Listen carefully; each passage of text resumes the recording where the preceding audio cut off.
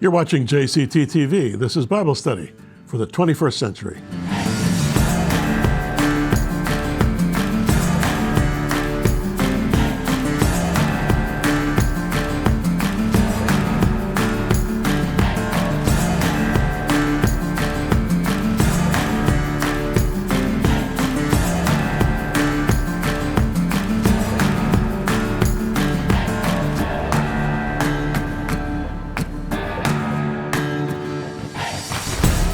Welcome, friends. Jim Cantelon here. We are fast approaching the end of our study of the book of Mark. I can't believe it's been months, but that's the way we do it.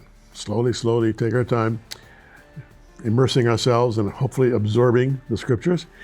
But we're just now going to look at Mark's account of what is called the Passion, the arrest, the trial, the crucifixion of Jesus and the resurrection. We'll get to it right after this.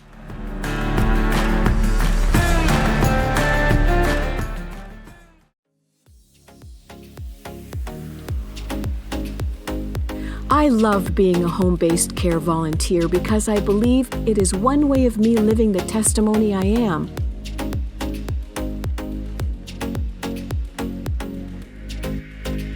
Each time I see a patient, my life is able to speak to them because I tell them how sick I was, and now I'm okay. That's what drives me.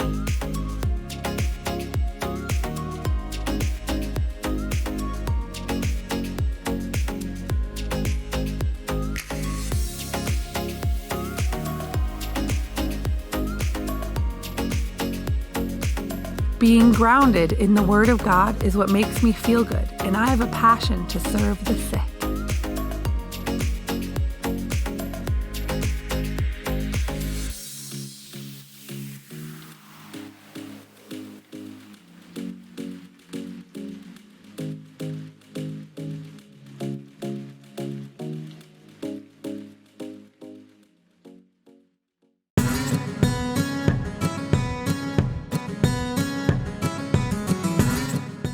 So friends, we've been going through Mark, as I mentioned, slowly, but surely, I hope.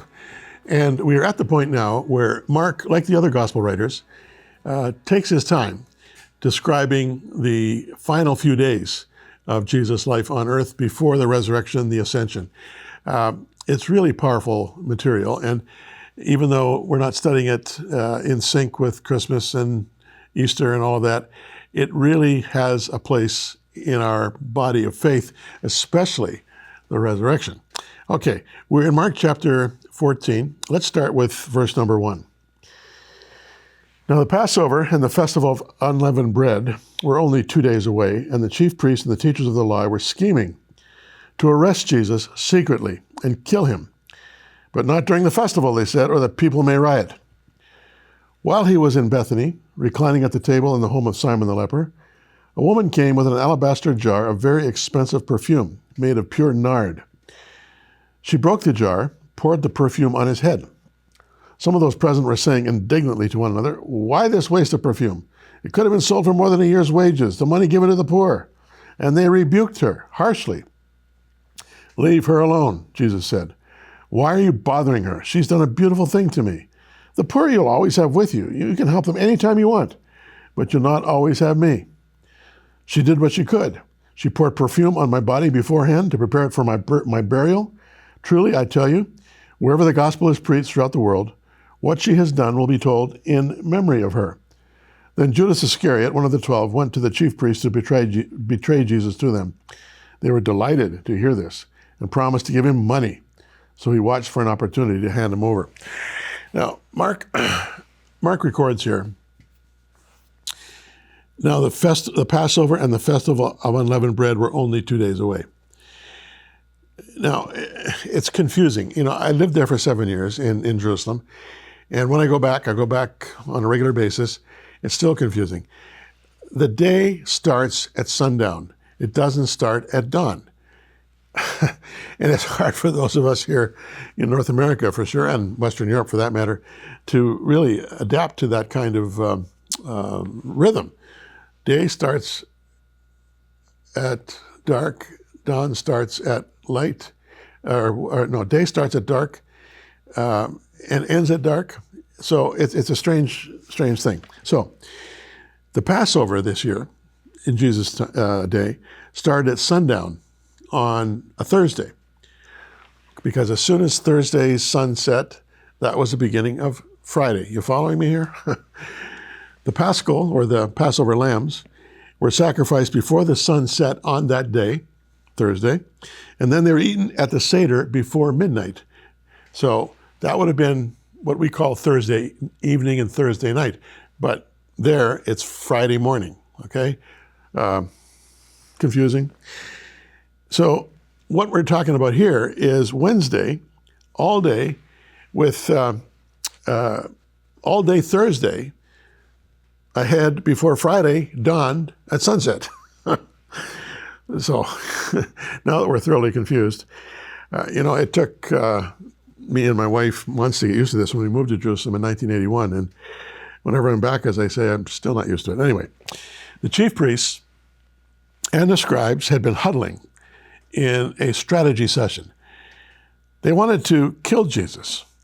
I mean, they felt they had no choice. They wanted to kill him as soon as the Feast of Unleavened Bread was over. And the Feast of Unleavened Bread is 7 days, beginning with Passover. So they were going to arrest him immediately, and the killing would occur after the throngs. About 100,000 people would come in for this event in Jerusalem, after those 100,000 people had left. So now they're just secretly meeting, and they're in what you might call their stealth mode. And so while these religious leaders are percolating, Jesus is in Bethany on the southeastern slope of the Mount of Olives. He and his disciples were eating at the home of Simon the leper. Now, we don't know who this guy was, but he may have been someone that Jesus had healed. Because if he was still a leper, nobody would be meeting at his house. Lepers were ostracized. They were consigned to the outer regions. They weren't even allowed in the city. They lived mainly in caves out in the desert area. And if someone were to approach them unwittingly and get too close to them, the leper would have to cover his mouth and shout, "Unclean, unclean," to warn the guy away, all right? Because they believed that leprosy was transmitted through breath. That's the way it was. So Simon the leper obviously was no longer leprous. And it's at his house that one of the most memorable events of Jesus' life occurred. It's a story, really, of unmeasured extravagance on the part of an unnamed woman, and Jesus' unbridled endorsement of this waste of perfume, as some of them put it, even as it dripped from his hair and his beard. Many of the dinner guests were indignant and scandalized even by this unwarranted, as they saw it, and tasteless, sensual act. For sure, some of them thought Jesus should have stopped her in the act of pouring this expensive perfume on his head and his beard. Instead, they allowed it, and some undoubtedly were wondering, who is she? Are they friends? Are they intimates? It certainly seemed out of character. So what's more, the perfume could have been sold for more than a year's wages and the money given to the poor, they say. Jesus' response, a blunt, "Leave her alone." Then he goes on to rebuke his detractors and to commend the woman. There are very few times in the Gospels when Jesus appeared to be impressed. The young scribe in Mark 12 comes to mind, the centurion in Matthew chapter 8, and the widow who gave everything she had, the widow's mite, to the Lord in chapter 12. This over-the-top event here is a case in point. Jesus was so moved by her, what he called beautiful act, that he declared she would be immortalized in history, which is more than it could be said of us, right? So, there is a greater scandal than this beautiful act. It has to do with the dislocated interpretation many have given over the centuries to Jesus' command, "The poor you will always have with you. You can help them anytime you want, but you'll not always have me." It's been used as a rationale for turning a blind eye to preventable poverty, a case for ignoring social justice. This certainly would offend Jesus.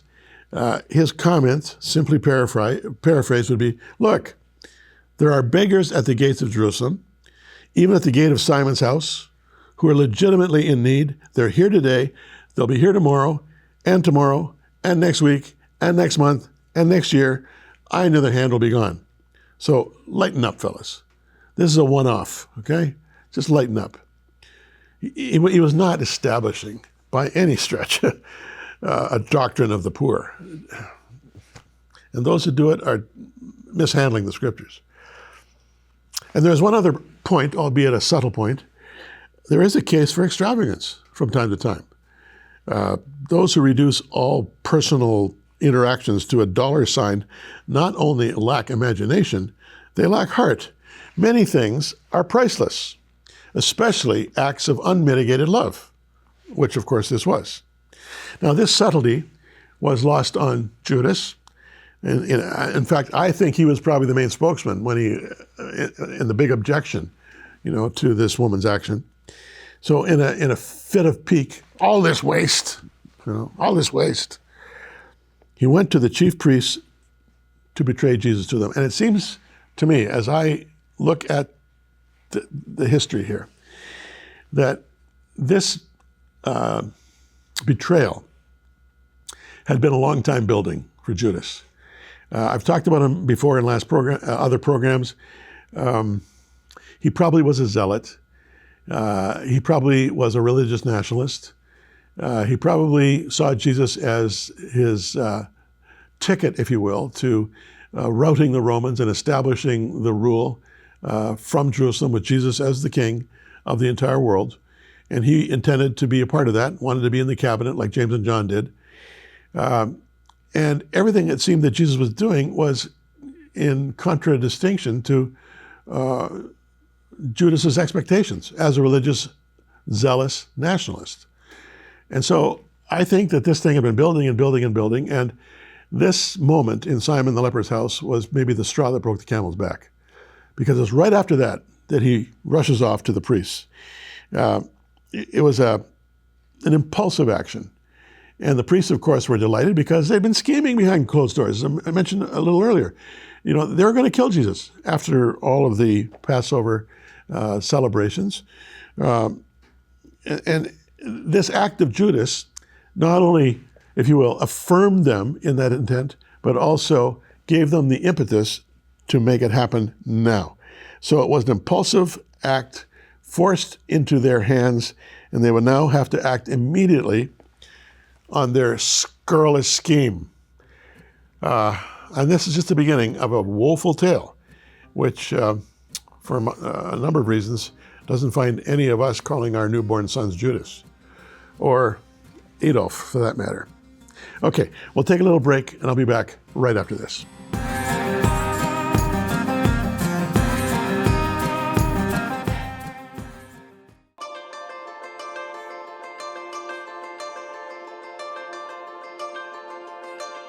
This is one of our special patients with Somebody Cares in Malawi.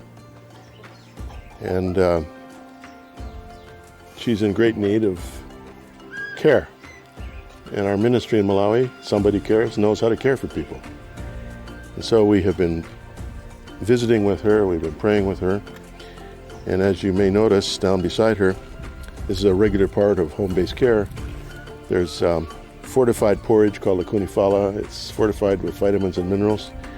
There's soap, there's cooking oil, there's some selenium, trace mineral, which boosts the immune system and is so gratefully received here, and other products that just kind of help ease the burden a bit. But she would be an example of thousands that Somebody Cares has been caring for these past 22 years. And with WOW, we're just grateful that we can be a part of it.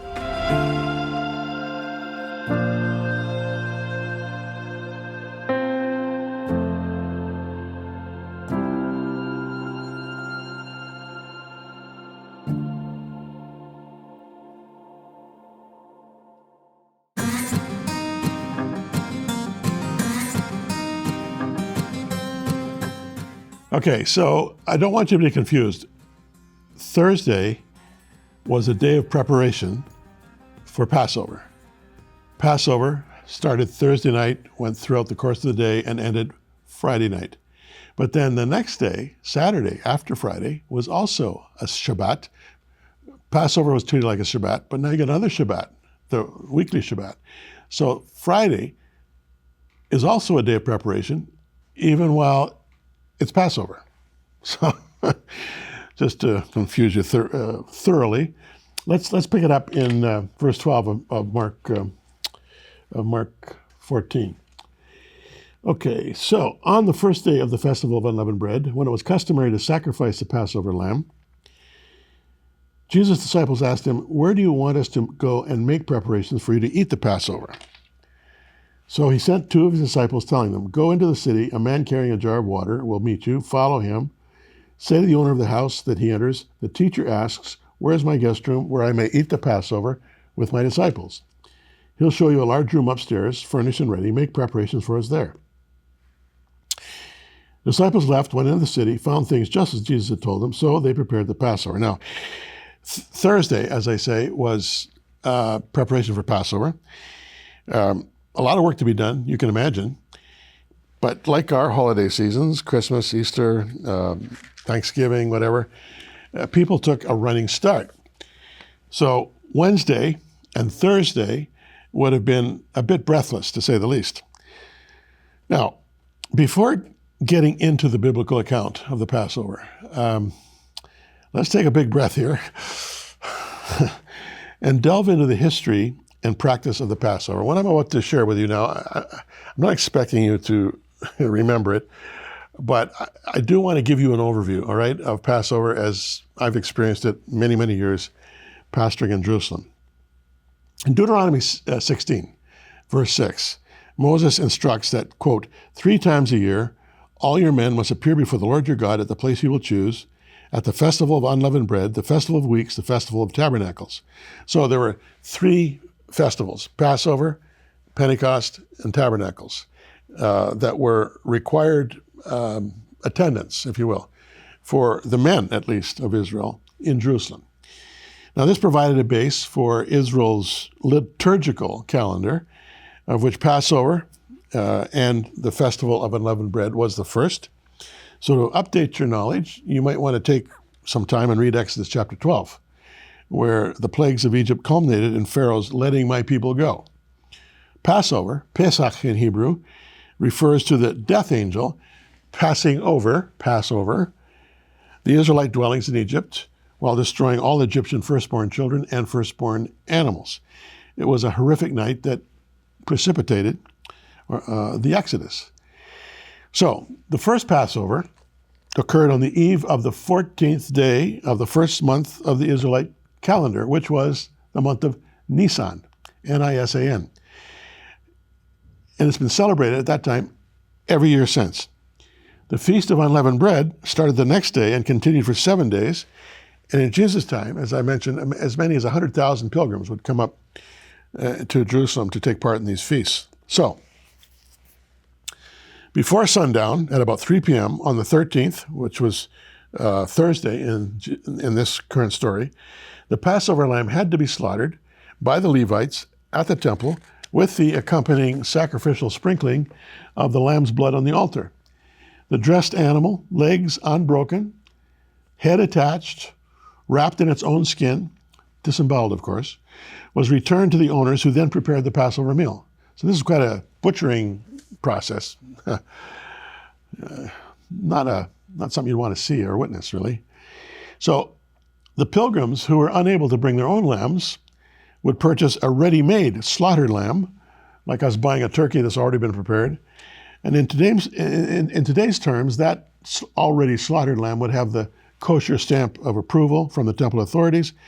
And as you can imagine, this was a big commercial enterprise as well. They would also rent a room for the meal. Jesus is asking for a room. That was common. The less affluent would celebrate a barbecue-like feast out of doors by their tents around Jerusalem. And the dressed lamb was spitted on a stick of pomegranate wood, the head and the legs folded into the body cavity, then roasted in a portable clay oven over coals. The entire sheep had to be eaten. If the group of participants, 10 was a minimum by the way, which is still the case in a synagogue service. You got 10 men, or you don't have a service.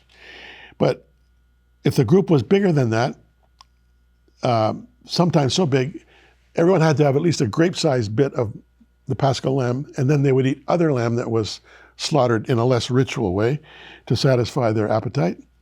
And the meal was then served on low tables or on the ground if they were out of doors camping, surrounded by cushions for reclining. And if they could, the people would dress in white. There you go. Now, if you've participated in a Seder, as I have many, many times over the years in Jerusalem, here's a brief overview of the modern ceremony. And please, your eyes might glaze over here, but I just want to cover it. Here's what happens. First of all, you have the Kadesh, the making holy. The oldest male reads Genesis 1:31 through chapter 2, verse 3. And the family and the friends say this: I am prepared and ready to fulfill the commandment of drinking the first of 4 cups of wine. This is followed by the blessing. Blessed are you, eternal our God, ruler of the universe, who creates the fruit of the vine. The participants then drink the wine while they are leaning to the left. I'm not too sure why they're leaning to the left, but they're leaning to the left. Secondly, you have the urchatz, washing the hands. Cleanliness, of course, is a value in Hebrew culture. That's followed by the karpas, which is dip and eat of vegetables. Now they got all these plates on the table with various things in them. Then you have yachatz, where you break the middle matzah, the unleavened bread. And this broken matzah is saved as the afikoman. It's hidden somewhere for the children to find at the end of the meal. It's a kind of a treasure hunt for them, maybe a way of keeping them involved in a lengthy family ritual. Then you have the Magid. You tell the Passover story, and it's a lengthy recounting. Believe me, it is lengthy. It goes on and on and on and on with a lot of songs. It comprises stories from Jesus' deliverance under Moses. I remember one song, Die, Dayenu, Die, Dayenu, Die, Dayenu, Die, Dayenu, Dayenu, Dayenu. You know, anyway. It includes the 10 plagues, the miraculous intervention by God, songs of joy, the drinking of the second cup of wine. And then you have the rachsa, washing your hands. And you say, blessed are you, eternal our God, ruler of the universe, who has sanctified us through your commandments, directed us to wash our hands. Then you have the matzi, blessing the matzot, the unleavened bread, saying, blessed are you, eternal our God, ruler of the universe, who brings forth bread from the earth. Then you eat the matzah. You break it in pieces, you sprinkle it with salt, distribute it to the reclining, leaning to the left group. And the sprinkling with salt is something I still do on bread. I picked it up in Jerusalem, sorry. That's what I do. Then you eat the matzah. Then you have the maror, which is the bitter herbs. There's a little bowl there with bitter herbs in it. And you dip some of these bitter herbs into the charoset, which is a sweet combination of various fruits. It's kind of like jam. Then you have the korech, which you eat the Hillel sandwich. The leader breaks up the bottom of the whole matzah and makes a Hillel sandwich out of matzah and bitter herbs, saying, as a remembrance of the holy temple, we do this as Hillel did when the temple still existed. He would combine the Passover offering, matzah and maror, in a sandwich, fulfilling the Torah statement, with matzah and maror they shall eat. Maror is bitter, and you're having bitter herbs because your memory of the destroyed temple is bitter, okay?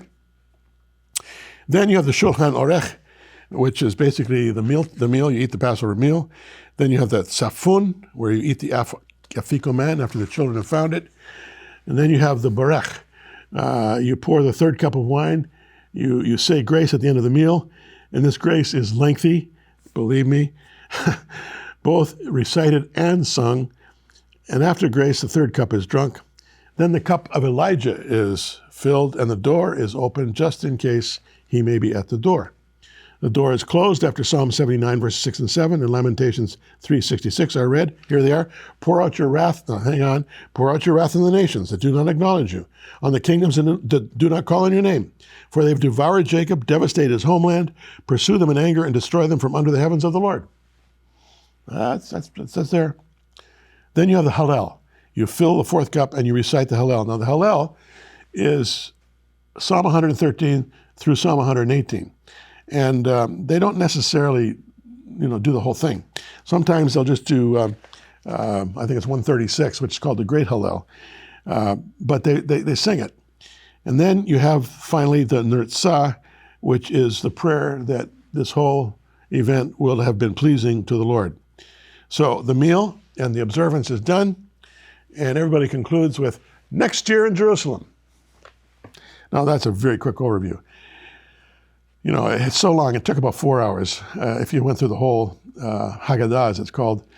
My kids loved it, and often our host kids would get bored and they would wander off. Our kids hung in there the whole way. They knew Hebrew by that point, and our hosts were thrilled that these Gentile kids had higher regard for the Seder than their own kids did. Anyway, both Hezekiah and Josiah led national Passover celebrations. Both of them saw Israel as having fallen away from their proper observance of the Lord, and they felt that bringing Passover back would really make a huge impact. And so they made this part of their key reforms. So it became, as Moses had described it, the Lord's Passover.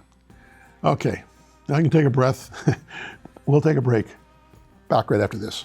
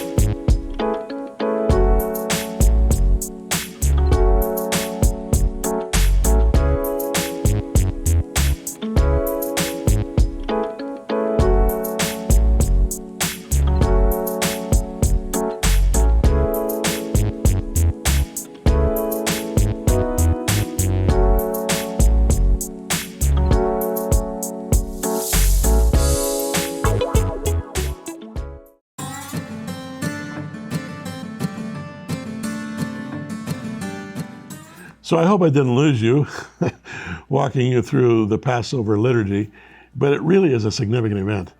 Whenever we participated in a Passover Seder in Jerusalem with our Jewish friends, we felt that we were participating in something that, certainly transcended our period on earth and went way back, centuries upon centuries upon centuries of observance, going right back to the first Exodus, when the angel of death passed over the children of Israel.